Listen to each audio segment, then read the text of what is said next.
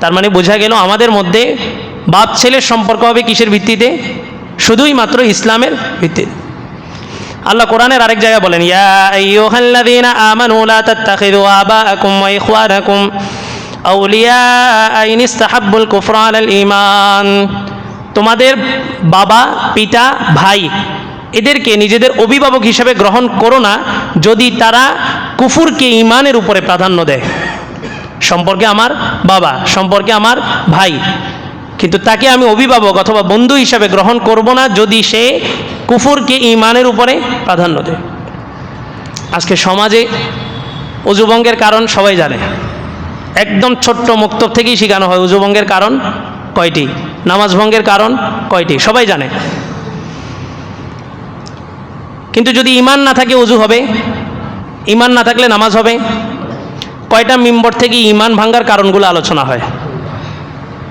অজু ভঙ্গের কারণ একদম ছোট্ট বাচ্চা যেটা এটাও জানে, নামাজ ভঙ্গের কারণ সবাই জানে।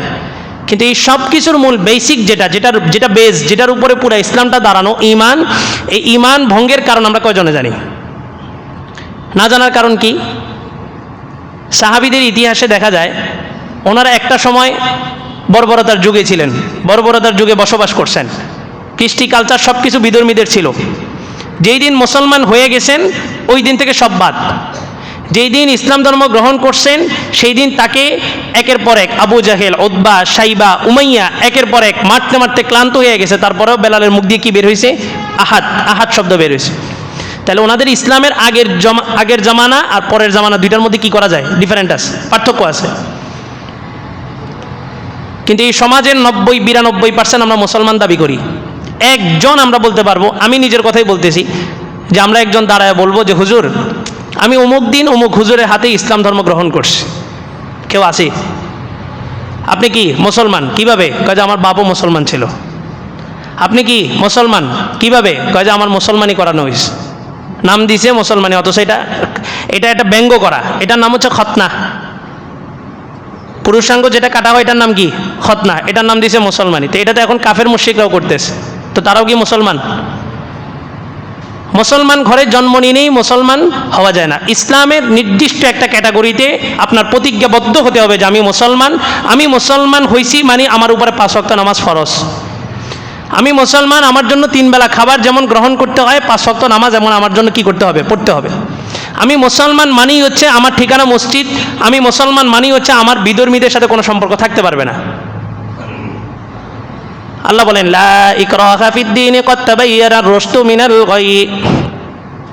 ধর্ম গ্রহণ করার ক্ষেত্রে কোনো বাড়াবাড়ি নেই। ক্বাদ তাবায়্যানার রুশদু মিনাল গাই। দিন ইসলামের দাওয়াত দিতে দিতে বিদায় হজের ভাষণ পর্যন্ত যখন ইসলামটাকে স্পষ্ট করে দিলেন রাসূল সব কিছুর ক্ষেত্রে, তখন আল্লাহ বলেন ক্বাদ তাবায়্যানার রুশদু মিনাল গাই। গোমরাহি থেকে সঠিক পথ যেটা, এটা স্পষ্ট হয়ে গেছে। মিশ্র কোনো পথ ইসলামের মধ্যে নাই।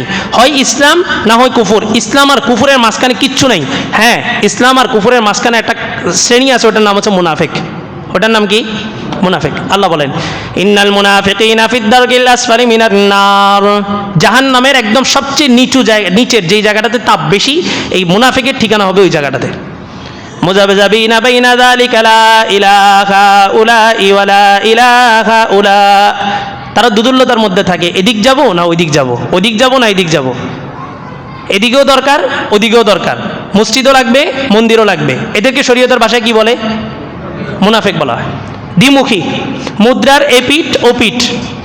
মুনাফিক শব্দটা আপনি ডিকশনারি যদি খোলেন, মুনাফিক এটা আরবি শব্দ, মজামুল ওয়াসির সহ যে কোনো ডিকশনারি, আরবি ডিকশনারি আপনি যদি খোলেন, ওইখানে লেখাই আছে মুনাফিক মানেই হচ্ছে মুদ্রার এপিঠ আর ওপিঠ। আমার কথা আমি বলতেছি, এটা ডিকশনারি থেকে কোট করে আপনাকে বলতেছি। মুনাফিক মানে কি? মুদ্রার এপিঠ ওপিঠ। তো কেউ যদি পরিচয় দেয় আমরা মুদ্রার এপিঠ আর ওপিঠ, ও মুসলমানের কাতার আছে কিভাবে?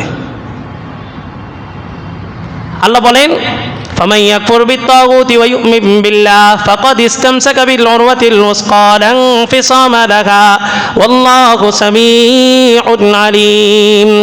ফামান ইয়াকফুর বিত্তাগুত, আগে ঈমান আনার দরকার নাই। তুমি মুসলমান হইতে চাইছো, আগে ঈমান আনার দরকার নাই। আগে কি করবা? ফামান ইয়াকফুর বিত্তাগুত, আগে তাগুতকে কি করো? বর্জন করো। তাগুতকে বর্জন করো, তাগুতকে অস্বীকৃতি জানাও, তাগুত থেকে দূরে সরো, শরীর নিজে খালি হও। কালিমার সেন্টেন্সটা কি আমাদের? আমাদের কালিমাটা কি? ইল্লাল্লাহ আগে না লা ইলাহা আগে? লা ইলাহা অর্থটা কি? নাই নাই নাই, কিছুই নেই, কোনো ইলাহা নাই, কোনো পালনেওয়ালা নাই, কোনো ক্ষমতাধর কেউ নাই। এই লা ইলাহা মানে সব খালি করো, দিল থেকে সব খালি করো। কোনো মানুষ আমাকে ক্ষমতায় বসানোর অধিকার রাখে না, কোনো মানুষের ভোট দিয়ে আমি ক্ষমতায় বসবো না। সব খালি করো, খালি করো, খালি করো, দিল পুরা খালি। এরপরে যা বসাও কি? ইল্লাল্লাহ। এটা হচ্ছে কালিমা। আল্লাহ বলেন যে ব্যক্তি আগে তাগুতকে বর্জন করলো এবং আল্লাহর প্রতি আস্থা বিশ্বাস স্থাপন করলো। আগে তাগুতকে বর্জন, দুইটা একসাথে হবে না। আল্লাহ বলেন লাউ কানা ফীহিমা আলিহাতুন ইল্লাল্লাহু লাফাসাদাতা, যে আল্লাহর সাথে শরীক নেই কেন? বলে যে আসমান জমিনের মধ্যে যদি আল্লাহ ছাড়া যদি অন্য কোনো ইলাহ থাকতো তো আসমান জমিন 1 সেকেন্ডের মধ্যে ধ্বংস হয়ে যেত। লাফাসাদাতা, মুহূর্তের মধ্যে ধ্বংস হয়ে যেত।